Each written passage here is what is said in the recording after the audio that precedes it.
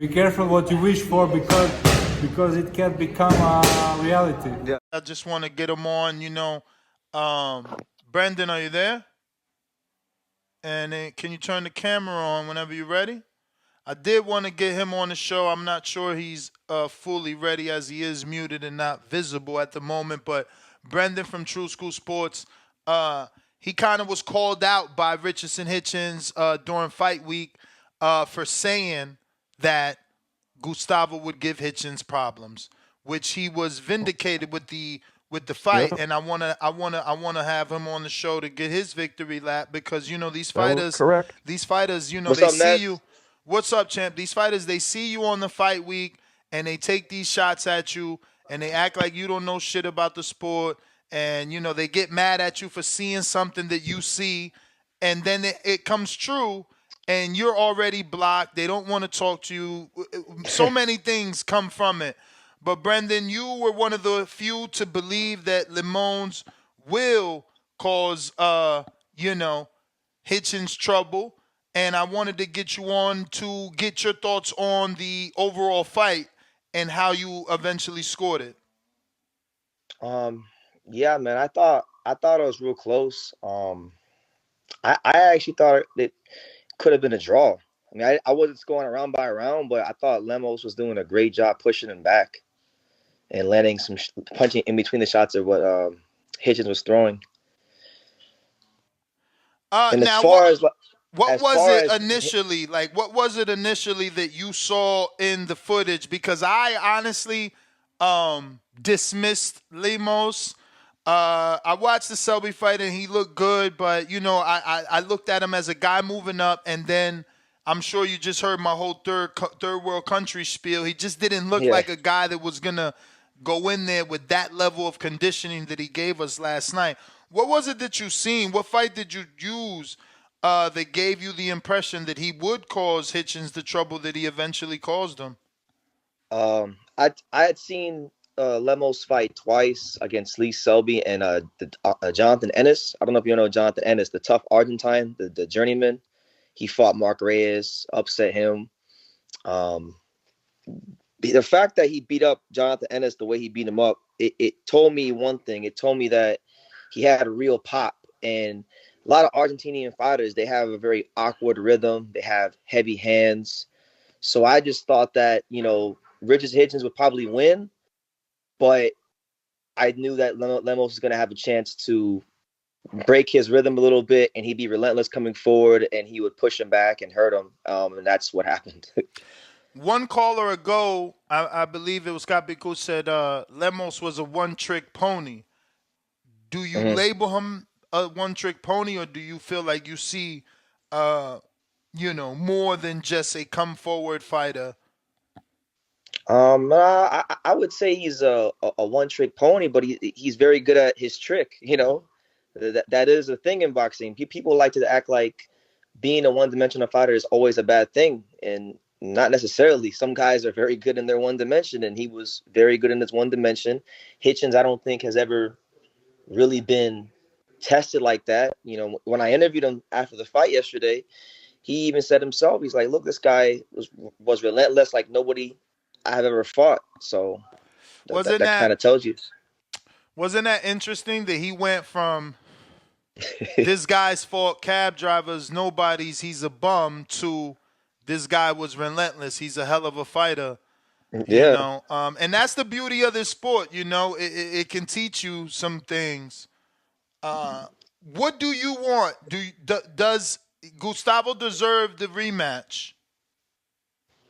Rematch? I mean, yeah, in a perfect world, he could get a rematch because it was a great fight. It was fun to watch, but they're not going to do no rematch. Keith Connolly is going to go progress Hitchens' career. Well, with bigger. Is it a bigger fight? Is Regis and Montana Love the options that are available? Because it doesn't sound like they're going to go immediately into the Matias fight, Team Hitchens. So that's one option DAZN had on the telecast was Sabril. And obviously that was an eliminator. But then the other two options was the not signed, non-matchroom Montana Love And Mannix made it his case to say Regis has one fight left. So those were the options given. Do you think any of those are better than the rematch? No, I think the rematch is the more entertaining fight. But the way they're going to justify it is, Regis is a former champion, so they'll go that way. Or if he fights Montana Love, then they'll use the whole like beef angle, like these guys had problems, these guys have a history, so now that's how they'll sell it. Seeing what we saw, can Regis capitalize on this performance against Hitchins? Because again, when that caller said, "Oh, he's a one-trick pony," I would be afraid to pick Regis. He said, I don't know how he prefaced it, but ultimately he said, I would pick Regis over Hitchins. But then I said, well, I don't think Regis is a one-trick pony. I think maybe Regis has more tools than Lemos.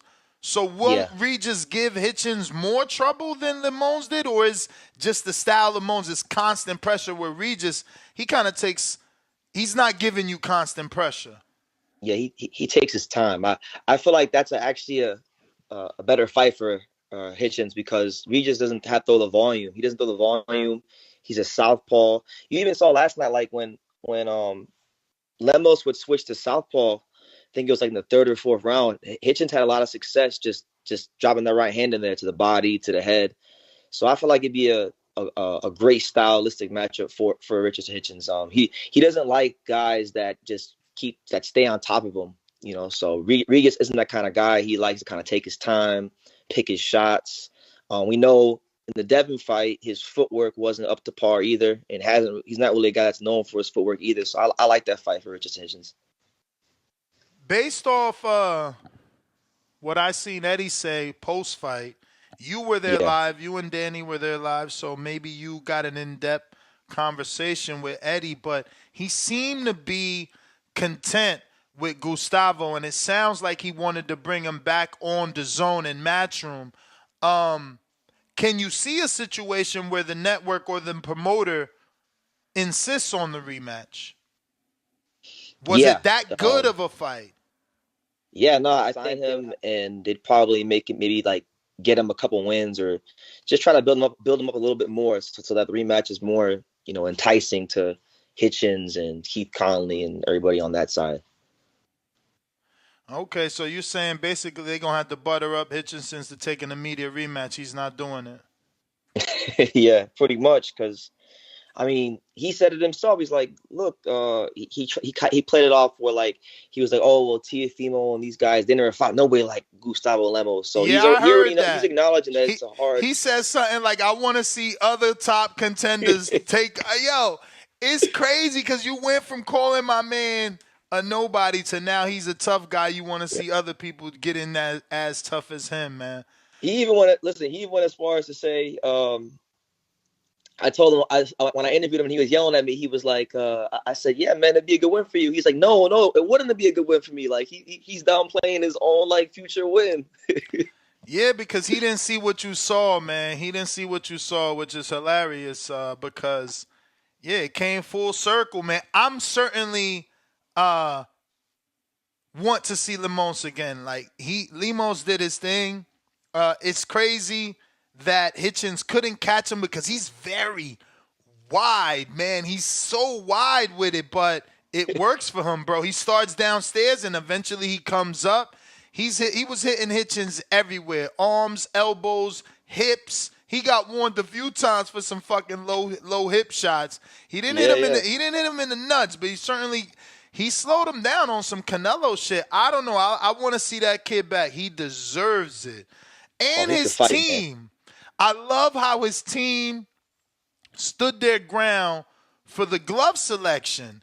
And they ended up fighting with fucking gloves that said Hitchins. He fucking beat him with his own gloves. That was insane. Shout out to his team fighting hard. Like, we want those.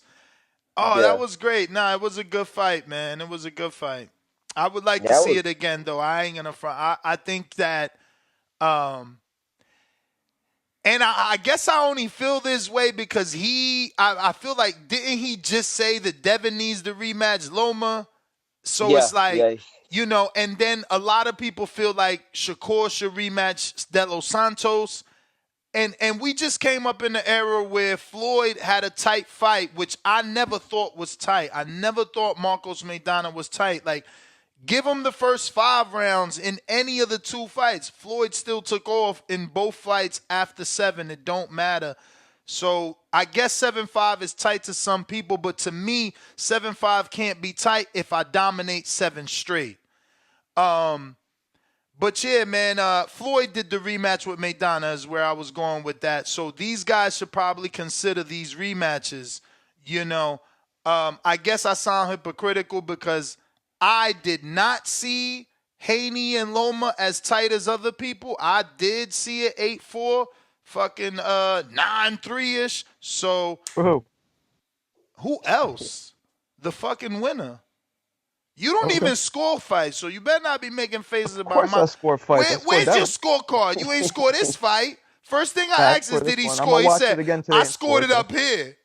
I said, oh, you scored it up here? So who you gave the first round to? He said, I don't know that.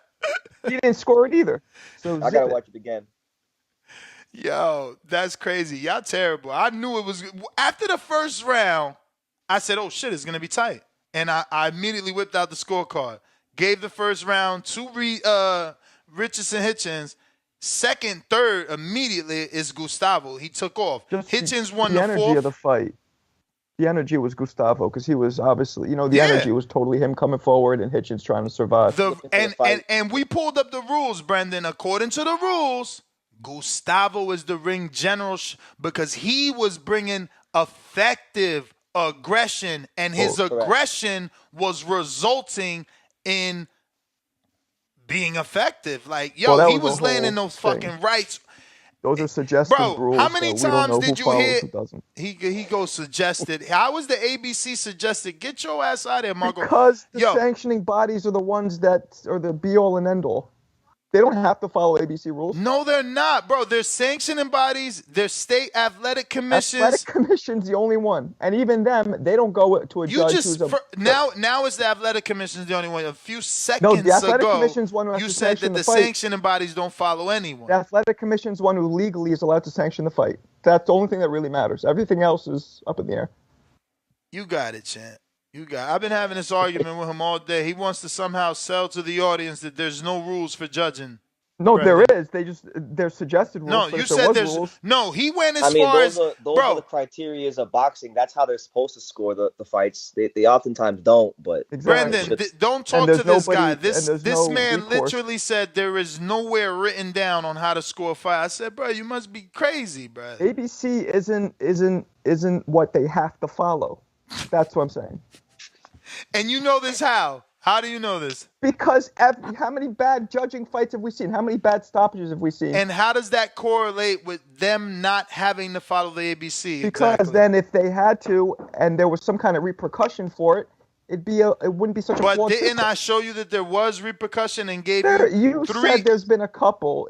No way. But I went as far as giving you one that is the biggest because there's never been judges suspended indefinitely, and I gave you that. So how was there repercussions, and you're saying that there is none? You gave one instance. Overall, for the amount of bad judging, and if you compare that to the amount of repercussions, it's minuscule. That's my point. Cool, champ. You just got to choose better words when making your argument because you try to limit things to never happening. Then when you're given facts, you switch things around. Okay, no, I don't mean never. Nothing's never in life. Well, that's your favorite word. Okay. Brendan, though, I just wanted to give you a victory lap, man. I got other callers to get to. Let everybody know where they can find your channel so they can get those tidbits about who might be giving who issues, even if they don't know who that person is on the other side of the ring from their favorite fighter. For sure.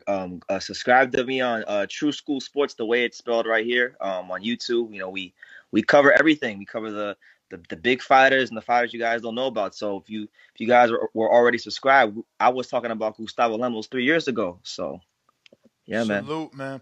Appreciate All you. right, There you have Thank you it, for ladies. watching another video on the untouchable True School Sports Empire. I'm at the Boxing Hall of Fame out here in Canterfield, New York. And for more great boxing content just like this video, make sure you click and subscribe right over here.